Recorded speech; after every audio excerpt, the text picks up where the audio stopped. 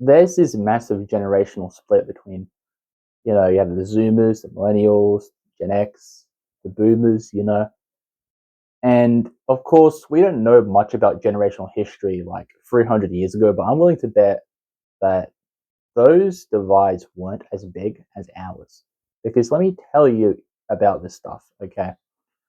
I think it's rather interesting because let's think about this for a minute. Um, Already, Generation Z is very different from the millennials because not only of not only because of the technology that we're raised with, but also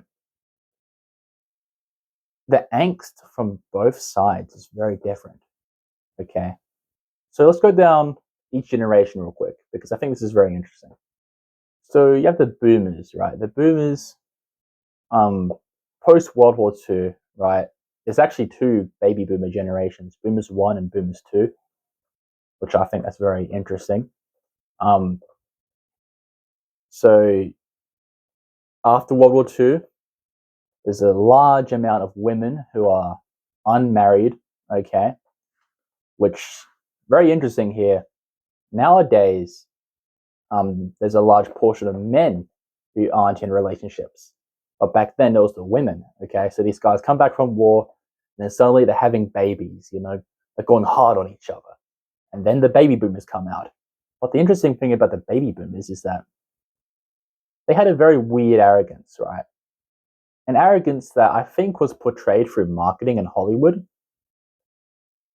because Hollywood really took off around this time, okay? If you want to understand that kind of stuff.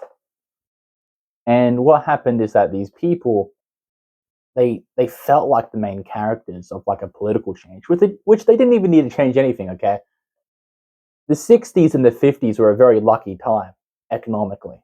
Okay, so good, but they still felt like they needed to make change. Okay, that's why you had the hippie movement and all these different protests, and you had Woodstock. Uh, but with these people, they this arrogance became a massive problem. Okay, because the baby boomers, which hedonism had been something that was increasing, right? You had the flappers who were very hedonistic. Okay, they were going to these jazz clubs and doing casual sex for like the first time in history. Um, but the boomers were a much bigger version of that because they had all these different parties and I guess you can call them, I forgot what they're called, but festivals, yeah, festivals to go to where they would, I don't know, go watch Santana play on stage, and the next thing you know, they got some random chick pregnant there. That was a very common thing that happened, okay? A lot of people did very degenerate stuff in those parties, but what this did is that when they birthed Gen X, this is the first case of a generation mistreating another generation. Okay, they birthed Gen X, and then Gen X um, are kind of raised without an active parent. Okay, you had the baby boomers going out partying, not really caring about their kids, and it was causing a lot of problems. And this is why Gen X are known as the divorce generation, right? And it's not because they work hard. Okay, there's some articles that talk, oh, it's because they work hard, which okay, yeah, that kind of impacts divorce because you're not giving your woman attention. But these people, right? I want you to listen here real closely because their parents are too busy going off and doing degenerate stuff and engaging in this sex culture that was, booming in the '60s. Gen X were left by themselves, and um, this is why they have the motto: "We're just trying to give you a life that we didn't have." I'll get onto that later, but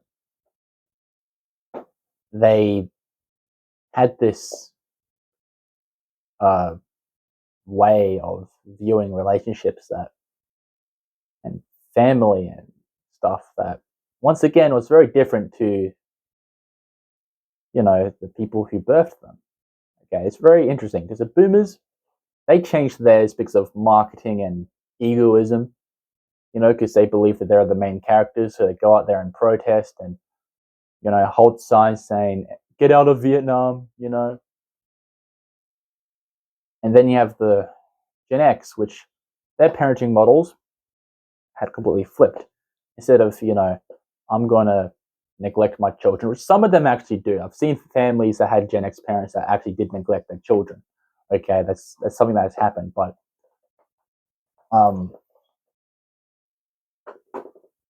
for most Gen X people that I've spoken to, they've always said to me that we're just trying to give our kids a life that we didn't have. Okay. So what does this mean? Well, if you look at how they parent their kids, okay, they shower them, which my parents did that a lot. They showered me with a good amount of stuff, which you would think that's pretty fortunate, right? Well, I'll get into why that wasn't in a minute, but despite the fact that we're a middle class family, which the middle class doesn't exist anymore, unfortunately, everyone in the middle class is in the low class now, or at least at the top of the lower class. But these families would, in a sense, give tons to their kids, but they would never at least teach them to grow up, okay? Because throughout their life, they were angry at their parents, at the boomers, for pretty much giving them nothing, ignoring them, which angered a lot of them. So this is how they decided to raise their kids, I'm going to give you everything. But this created a problem because here's the thing. All they were doing was giving a bunch of items, not in a metaphorical sense, but they're giving physical items. Okay. What this did is that this breeded a split. It breeded like a split between two different people. Okay. You had the millennials, right? Because Gen X would shower them, blah blah blah, and the millennials would end up being very weak, and that's where you get the Disney adult thing, where they're basically their personality is just nostalgia.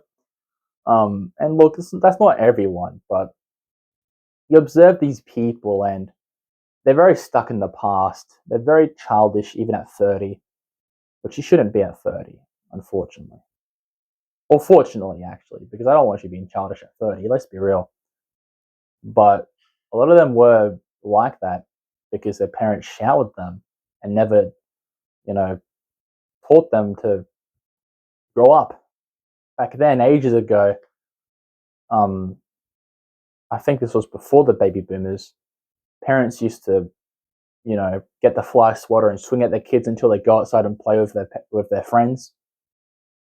But that was gone because, crime is starting to increase. Got these random culture groups going into the neighborhoods and you don't even know who they are, which, by the way, there is a study confirming that, yes, different culture groups joining different neighborhoods does ruin community, and now the kids are inside and they're being helicopter parented by the Gen X, which, yes, Gen X are very helicoptery, right? It's either they helicopter you or they neglect you like their parents did. Okay. And then there's the other half, the Gen Z, right? People like me, where we were raised, being showered, also helicoptered. I was helicoptered a good amount.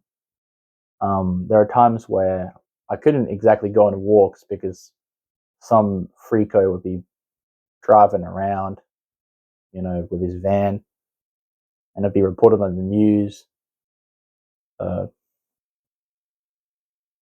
But what ended up happening is that Gen Z had a very different reaction. Okay, we got angry. We hated this. We didn't like the fact that they'd shower us constantly, yet not really help us developmentally. So it would go up to these people, or our parents, sorry, and kind of be like, why are you doing this? I don't like it. then our parents would be like, they'll call us ungrateful. They'll say, "Oh, we raised you so well," blah blah blah. Which is the reason why helicopter parenting and Gen X parenting in general is just very flawed, because they'll spout that garbage out and we would take it and we'd be like, "Oh my goodness, give me a break." Which, that dynamic I see way too much. Let's be honest, I see that way too much with people nowadays. I've spoke to like a friend, someone who I used to be really close to last year, and they shared the same sentiments, right? Except their family was a lot worse. But then after that, right, there's the other generations, which they haven't been raised yet. I don't know how Gen Z parenting is like. I'm assuming it's going to be very splintered, right? One group will get their parenting advice from the internet, from self improvement or religion. That's probably going to be me. Let's be real. The other one got it from their parents, and so forth. And you also have the millennials, which I'm not going to rag on too much about them, but you've probably seen them on TikTok where they raise their kids with no rules, right? It's an extension of the Gen X parenting, but this time way too soft, which means the kids end up being very rowdy. They don't follow instructions. I remember I'd always, in high school, I'd always talk to the teachers, and they always would tell me that there was this pattern where before the kids were pretty well behaved, but they got less well behaved as each year went on.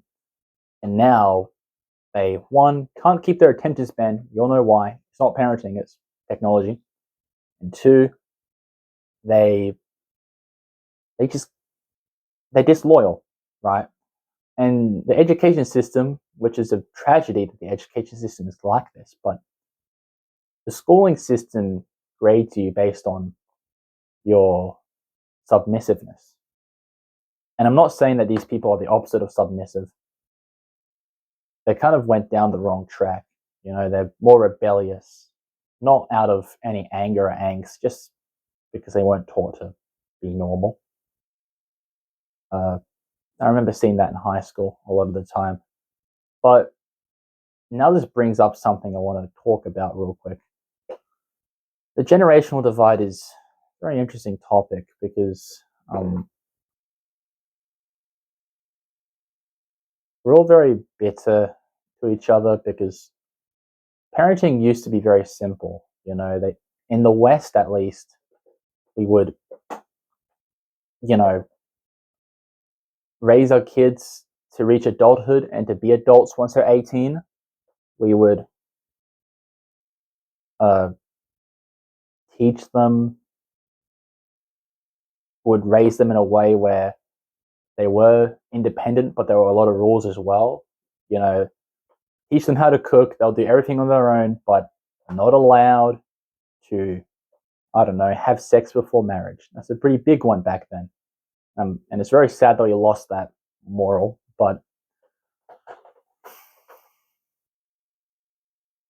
it's interesting because this parenting models, like after the boomer generation, just it suddenly flipped, right? Everyone became more hedonistic. Life, the morals of life changed, where instead of, you know, traditions existing because they serve a purpose and they stop certain things that would otherwise destroy society, instead they adopt the pain principle where, you know, as long as it doesn't hurt anyone, then it's completely fine, which a lot of people still follow that, but we are seeing a resurgence in a lot of old traditional law from the Zoomer right, as you can call them that. But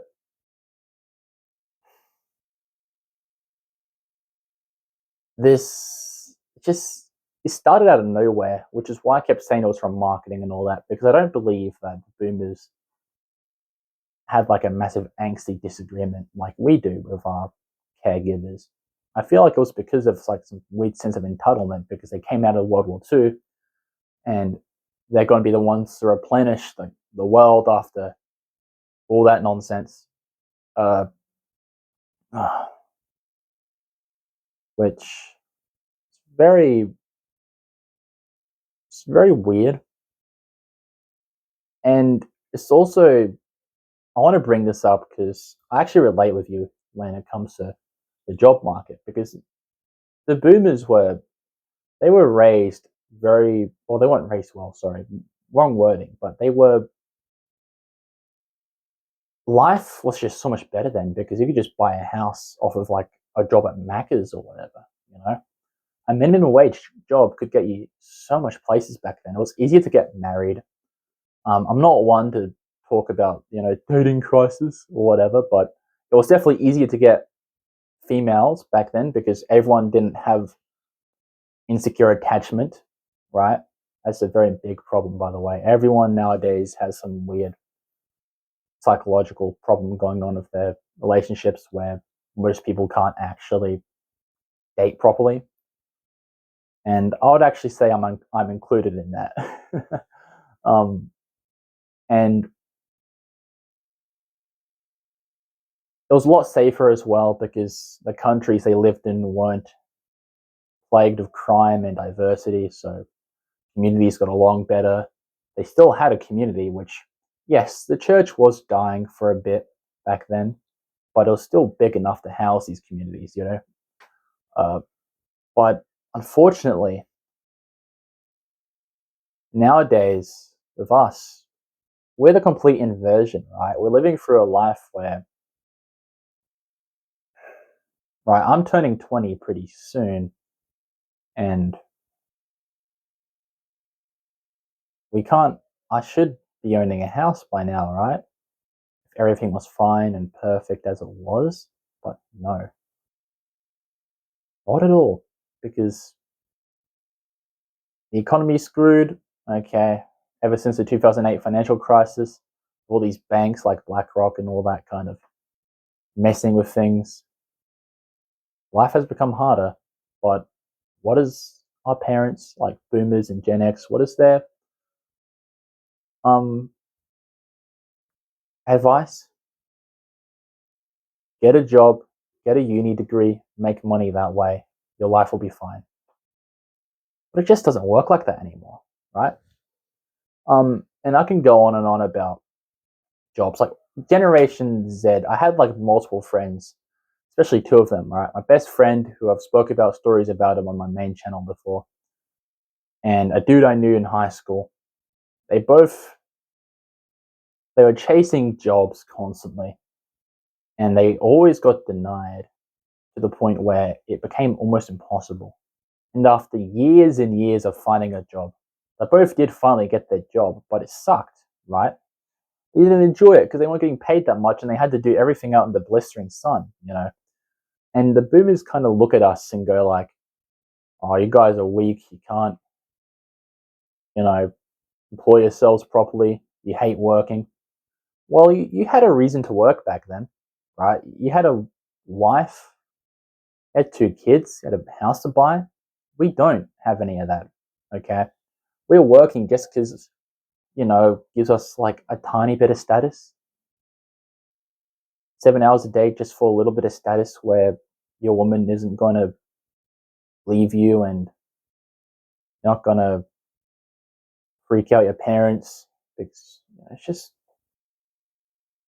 not very nice. That's the thing about it, frankly. Uh, and this weird dynamic where the boomers are very disconnected, and it's not just the boomers; it's also Gen X. Very disconnected from us. That even though they can visibly see that the average house costs too much, they don't relate to us, right? They think it's kind of odd that we can't uh, get a job and live a comfortable life. We have to resort to online measures like YouTube, uh, drop shipping, uh, courses, and they get angry at us when we do go down those paths, purely because their understanding was that if you get a job, you'll be fine. But here's the thing, because of the fact that houses are getting more expensive, if we were to settle down at a job and just work for 10 years, once we reach 40 years old, we still wouldn't be in the house, We'd have to give it 20 more years, then 20 more years, and 20 more years. Then we're dead with no house, no kids because we can't house them. In fact, I do know that there are some people that I've spoken to that are around my age that, yes, they now have kids. Woohoo. But where are you going to house them? In an apartment? Some of them do an apartment. But then there's just others that will probably do it in, like, I don't know, the grandmother's house, the attic. How can you raise a child like that? Right? That makes no sense. But this generational divide is very interesting. And I do believe there will be a great reset one time, because in history there always is a great reset. The English had a couple great resets, like the English Civil War, and they'll have another one again. Promise. Okay, we'll save our homeland. But great. It's just right now everything's not favorable. Okay, you either go big or go home. All right, but nonetheless, keep never quitting.